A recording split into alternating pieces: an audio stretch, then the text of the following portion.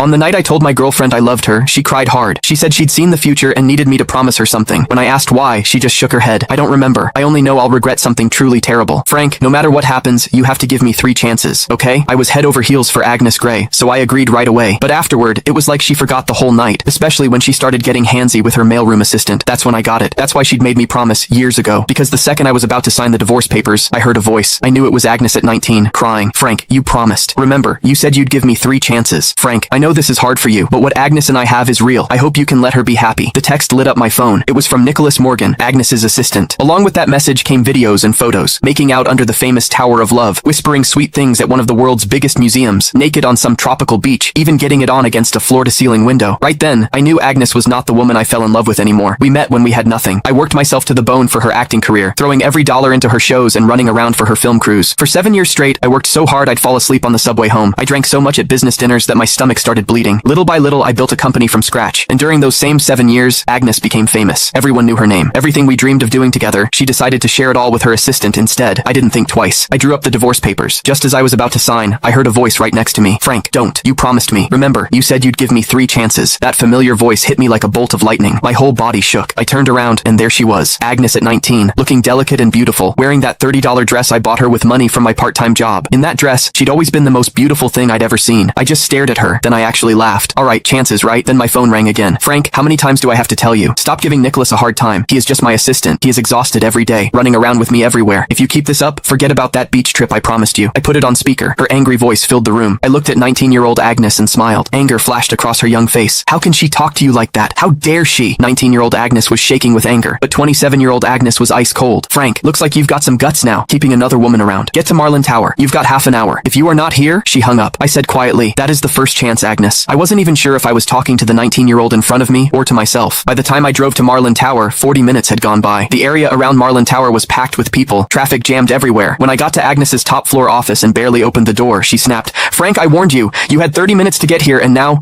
I cut her off, turned around, and flopped onto the couch like I didn't care. Nicholas was there too. He kept his head down, eyes all red, his right hand holding his left wrist. My attitude seemed to set Agnes off. She slammed her hand on the desk. Frank, what is with that attitude? You still won't admit you were wrong? But before I could say anything, Nicholas jumped in. It is nothing really, just a watch. Don't blame Frank. That just made Agnes angrier. But instead of yelling at him, she held back and softened her voice. How can you say it is nothing? He is so petty. He even tried to steal the birthday gift he gave you. Don't worry, I am not taking his side. Then she turned back to me, her voice sharp as a knife. Frank, I am giving you one last chance. Give Nicholas his watch back. I'd lost count of how many times this had happened. No matter how many times Nicholas set me up, no matter what I said, it never mattered. The woman who used to trust me completely now only doubted me. Couldn't be bothered to argue. I stood up, took off the old watch from my wrist. Click the link in my bio to get the full story for free.